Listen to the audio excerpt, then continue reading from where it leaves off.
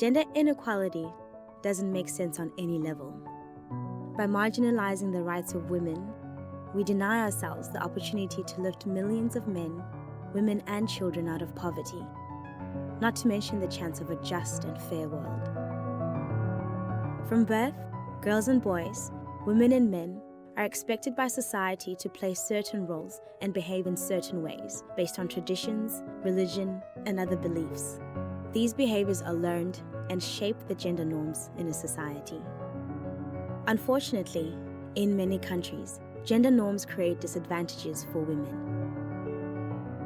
Often, girls are not sent to school. When they become women, they then have limited ability to earn money or realize their potential. Rural women play a major role in agricultural development. However, in many developing countries, women cannot formally own land. Without land, they cannot get loans to invest in their farms or businesses. This also means they have no control over the use of land or the benefits that come from it. Men generally control the household decisions, like how to use the family's assets. These disadvantages are often reinforced by practices that limit women's access to services, like training. Cultural beliefs can also restrict women's opportunities, such as in parts of Zambia where women cannot paddle their boats as it is considered bad omen. The result of these issues? Women remain poor and agricultural production cannot reach its potential, perpetuating poverty and hunger in the developing world. The social norms that limit women's opportunities need to be understood and then changed. By taking a gender transformative approach, we can influence social norms and bridge the gaps in access to resources and services between men and women in a lasting manner. Change is needed on many levels, and both men and women must be involved for it to happen. Research and development organizations need to invest in programs that promote gender equality alongside improving productivity and incomes. Policies need to be implemented that increase women's access to services and resources. Communities need to support women as farmers and as leaders. Increasing women's voice and agency is a valuable end in its own right. When development organizations, policies, and communities support the success of women, we have a chance to reduce extreme poverty and boost shared prosperity for girls and boys, women and men around the world.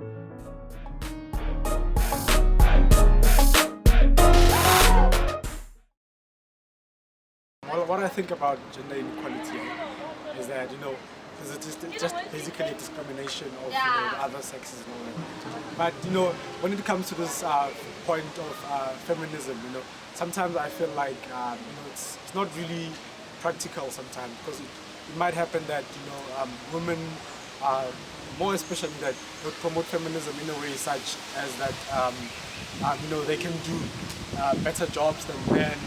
Sometimes not really practical in a way, because if you think about it, the way God built us, men in terms of our anatomy, men, naturally they are stronger than women. So if you think about it, like some work or some jobs that men can easily do, women can't easily do because of how they are built. So yeah, that's my view basically on gender inequality. What I think about gender inequality is that I think it's basically society constructing rules and basically people treating opposite sexes based on those rules, those socially constructed rules. Like I'll give you an example. In this footballing fraternity, the ladies, they don't use the same size football as the guys. I think gender equality is about discrimination between males and female at a particular place. For example, males are still not perceived as being nurses. So when you're a nurse, sometimes you are laughed at as a male. And then for female, gender inequality will happen in the mines when me as a female, I would not be allowed to do certain duties because they're perceived to be a man or perceived as a man's world or duties. for tuning in on the Hashtag Show, and this is our second episode. Today we'll be discussing a very much controversial topic, which is gender inequalities. I'm Khomozo, and we'll be discussing this topic with my friends Kailihle, Tantla, and Tebo. So, Kailihle, what do you think are some of the stereotypes that are out there, with regards to gender inequalities? Okay, being born female, I would say that the minute you are born into your mother's hands, you are associated with doing light work, as they would put it. Because we are just given the title of being weak without being given the chance to show our full potential. We told things like a woman belongs in the kitchen, a man is outside, you must submit to your husband. But no one really cares about how the females really feel. That's a very key what you just said, that this thing starts from home, from our parents. Even when we are bought toys as babies, they buy a boy a car and then a girl a doll. Already we are being pushed into that stereotype. And how do you think we can break this type of a stereotype? I just wanted to say something. This thing does not only exist in the households, it exists in the workplaces as well. Because most of the females are they'll be given this not managerial jobs, but these smaller jobs, if I put it like that. So we think that macho men should be the ones heading up their full company and women belong somewhere lower than men. So that's how it is. It doesn't only belong it doesn't only exist in the households as well as in the workplaces. That's very important. But then I just heard now you saying females, most of the time it's females that are being oppressed, but is this gender inequality also affecting men? Are men being treated some way like that is not equal to women? It does actually, because, thing is, let's say you and I are dating now, and you beat me up. I wouldn't go and report the crime because it's going to be seen as if I'm weak. And if I report the crime, the police officers are going to laugh at me. And that's the whole thing. That's where it starts actually. We do not want to be associated with feminism. Oh my God. We got your point. Yeah, exactly that. So that's why we do not report these crimes. So that is gender inequality as well, because we're going to be looked down upon, saying, this one is weaker. He was beaten by his woman, and now he goes around reporting the crime. Whereas he should be the one controlling and regulating the whole thing in the household, not going out there and telling the whole world that he was beaten.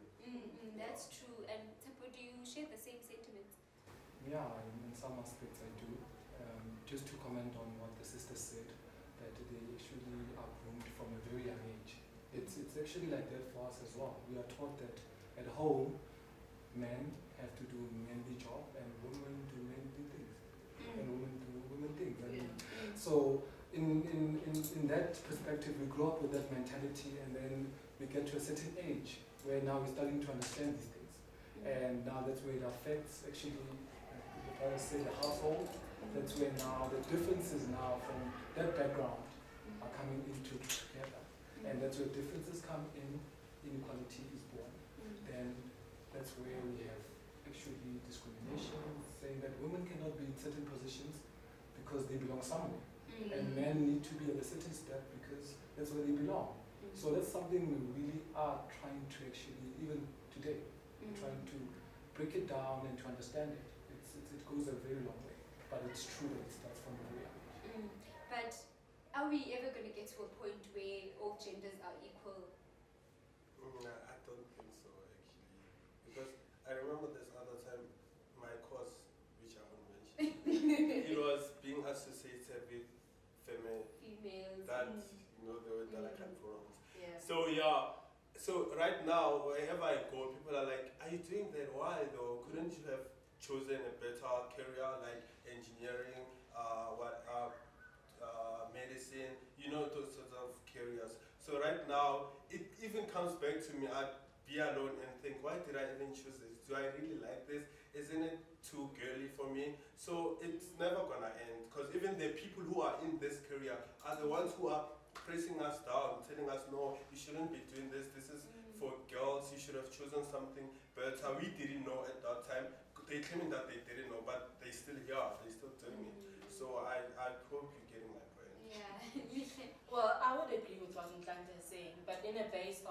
will never be equal because, like you said, we're groomed to be like this. So our minds are programmed from a young age that, okay, when my husband comes home, I have to cook. But honestly speaking, as a female, it's very nice to come into a home and your husband has cooked or your boyfriend prepared something, something good for you. But then it breaks him down when he tells his friends, oh yeah, I did this for my girlfriend. And his friends look down on him. So honestly speaking, in a way, yes, we are groomed to be like this, but we also push ourselves to be like this. We push the next person into it. So imagine, the only way we can stop this is if we want to stop it. If Tata makes a decision based on treating his girlfriend to something we would say is feminist, then why bring him down on it? It is his decision. If Tata wants to clean when I'm sick, it's his decision. Who are his friends to come and tell him that no, he's being feminist or his girlfriend must step up and do her wifely duties? For me, honestly, like he said, it will never end. I think also it affects relationships, because now, as you just mentioned, the wife must do this, the wife must do that. And now if, like, we are living in a modern day society, if I decide that, you know what, I want a husband who can cook, I want a husband that can clean or do whatever, it's like, no, you're not going to get married, you must clean, you must do this and that. Why can't men do the same?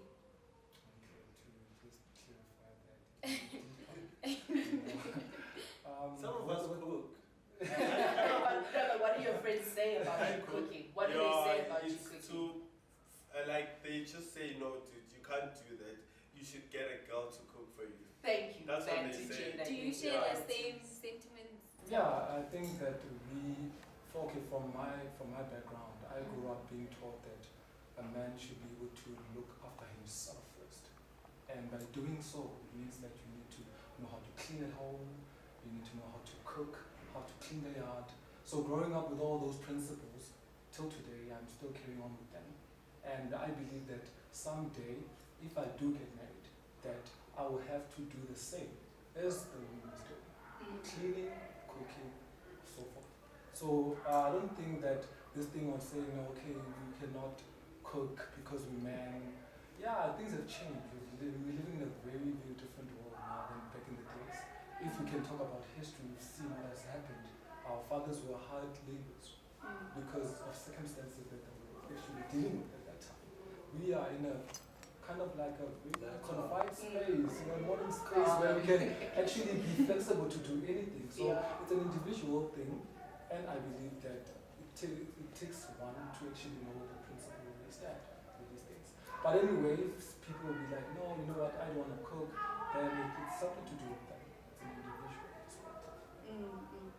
True, and I think there are also many influences, besides our family background and all that. Do you think that media is somehow contributing to this? Honestly speaking, I do. Because, like I said, whenever you watch the media, you'd find whenever they go with the beauty range or the light work, they use a female.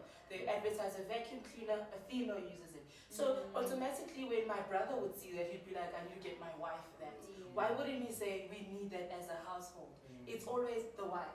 And whenever they do hard labor work, they put a guy there. So now that already tells us as kids that, okay, I'm a female, I can never be an engineer, I can never be a doctor. That's what my brother has to be. So honestly, what we see on TV, that nice thing there, it does influence what we become in the long run. Like he said, he wanted to be an inspector, and now he's down because he was told that he cannot do that. It is for females. You probably wanted to be a lawyer, and you were told it's for men. No. Yes. Okay, yeah, well, just an example. But then, when I was growing up, I used to be the smartest in my class. I wanted to be a doctor or a lawyer. But when I went to apply, I was told that is not for a woman. So immediately that now pushes us down to telling me that, okay, to be a female, I have to go to a nursery school because that is what we see on TV. Yeah, exactly. That's very much true, hey. But I think it's also important, for us women, because like I said earlier on, I feel like that women are the ones that are still being looked down upon. I feel that it's very important for us as ladies to be empowered, How can you as a guy empower ladies so that they can stand up for themselves and, be equal of some sort to men? Actually, there is programs that are actually campaigns and organizations and other programs as well that we have developed as men to actually assess this thing, because it's been a conflict. Now it's becoming a war psychologically, because then now we're trying to see, okay, what can a woman do, what can not a woman do, and what can men do. So now we're trying to find a common ground where we can actually agree.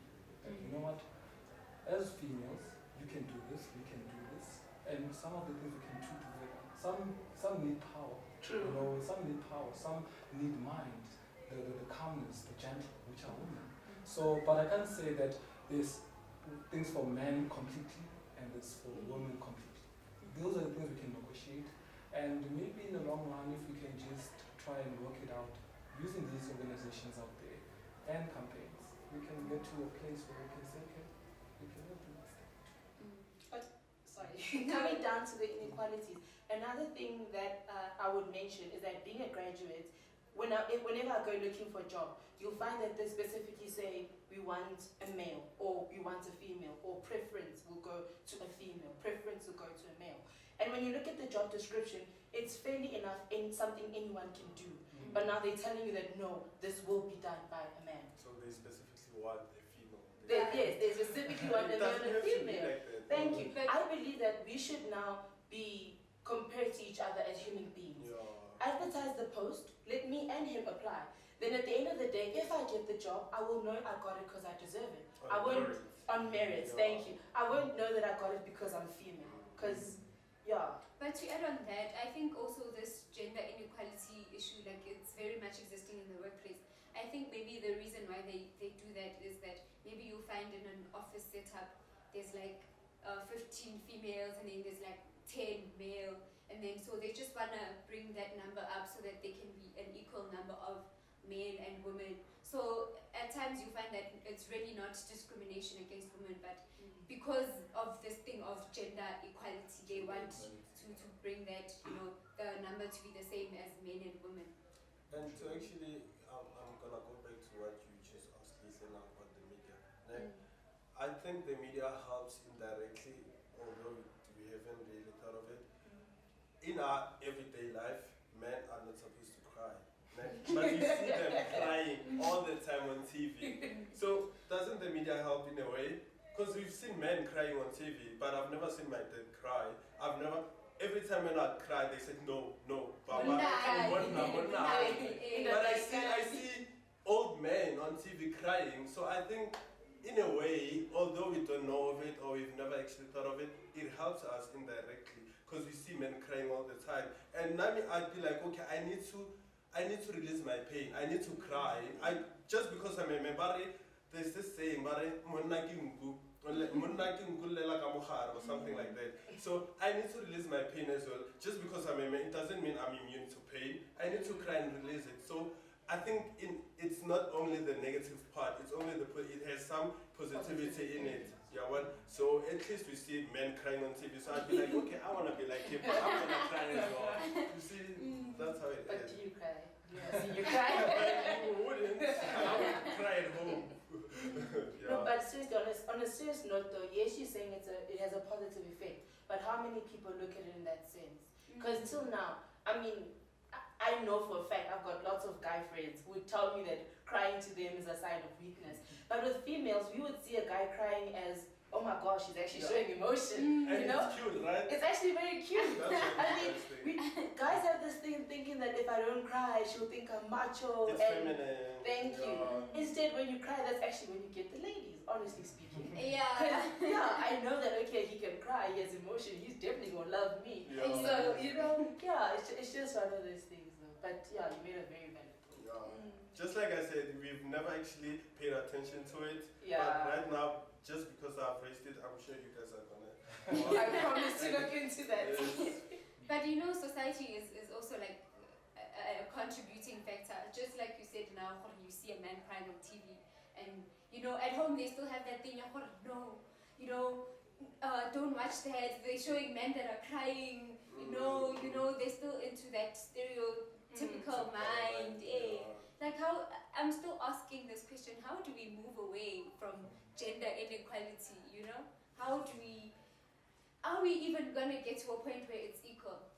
I think he critical Yeah, point. very valid point. Because you have organizations. I don't think it's going to be eliminated like holistically. Zazi, you guys know about Zazi campaign for girls. Zazi, Brothers for Life as well. We're never gonna move away from it holistically. We're just gonna try and like raise awareness. That's all we can do. We can only raise awareness and tell people, make people conscious about these sort of things. But moving away from it holistically, eliminating it, I don't think it's ever gonna happen. And then considering like, you know, the anatomy of the female and the male, are men stronger than women? No.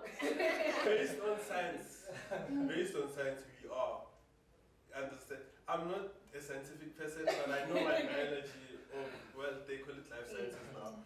But I think we are based on science, because we have stronger muscles. You don't have. So what if I go to the gym and I start working out and get my muscles to be strong?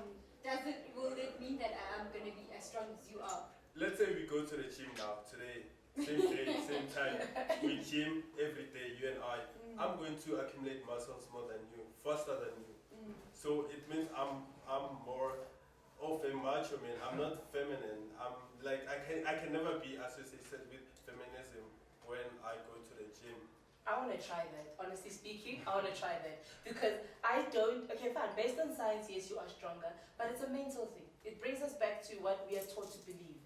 I mean, when I played sports, I was fit just like a guy. I could carry as much weight as an average guy would. So I honestly don't believe in the sense of a guy is stronger or whatever. It just goes by your true inner strength, what you believe you can do, what you want to do.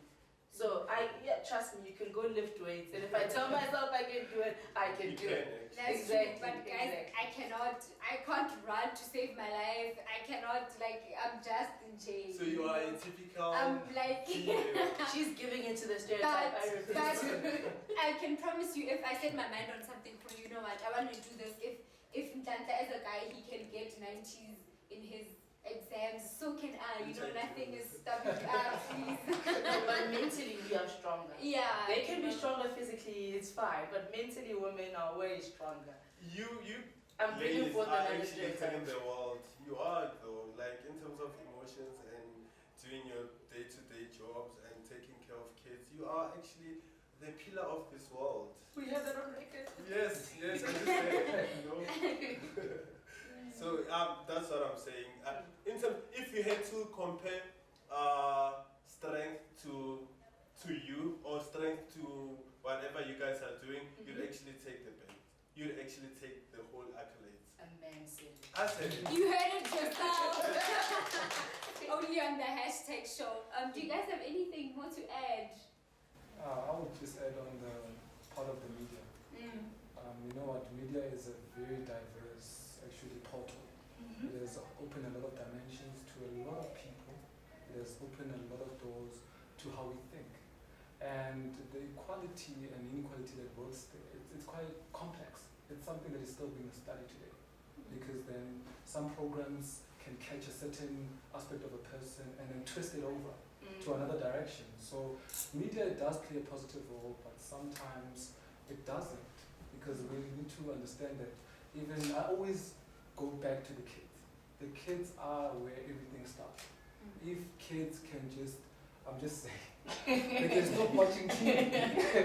You know, if we can start with the kids and actually, even at home, our parents, you know, if they can be educated about these things, they can actually learn about them. They can educate the kids about how these things are in the real world.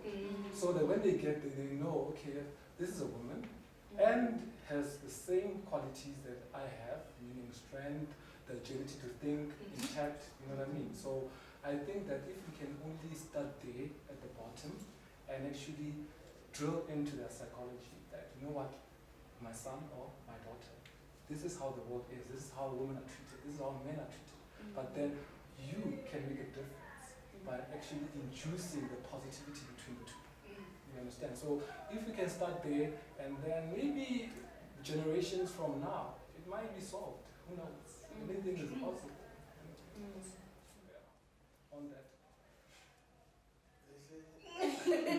No, I've said a mouthful. Yeah. No, all I can say is that, you know, like I said before, change starts with us. So if we want it gone, then we have to let it go. From, like, I see with my nieces and my nephews that they see what we do to each other and they mimic what we do.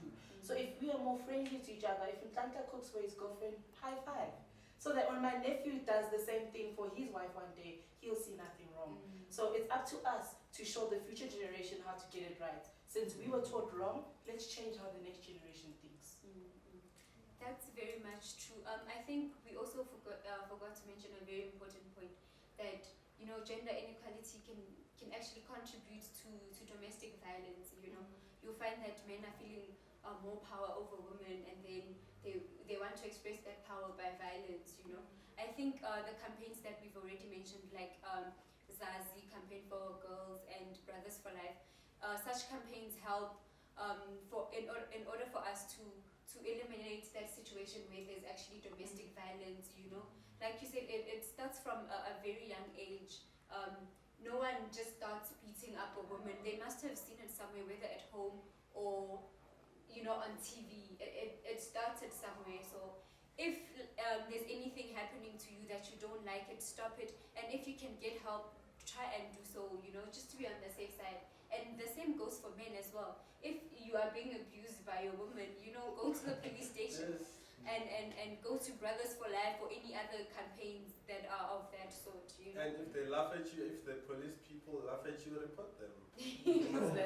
And take a video. Take a video. Yes, take a video. Actually, to have an addition on that as well, regarding men being in this violence thing with women as well.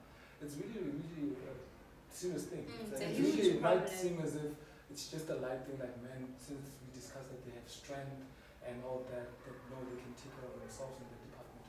But it seems that, we have had cases in many communities where men have reported themselves saying that women tried stabbing or they've been at gunpoint. Because some women are police, they're policewomen.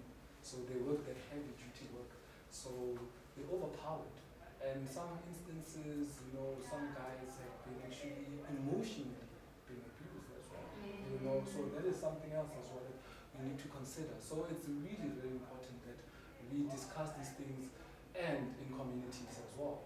We should talk to our older grandparents to actually know about these things, because they don't believe it, because in their lifetime, you can imagine 8 years, they haven't seen a man being beaten before, but then if we in communities we can engage and talk about it and actually enforce in these police departments that, when a man comes through and has a problem, it's not that he was actually doing it to spite anyone or the woman, but it's something that he's dealing with on a daily basis and needs to address. So it's very important, and please report report yourselves. Thanks guys, this was a very interesting discussion. Hey, It was. I hope this topic somehow opened your mind, and hopefully you learned something from us. Again, my name is Khomoza and these are my friends. Thank you for watching the #show. Bye.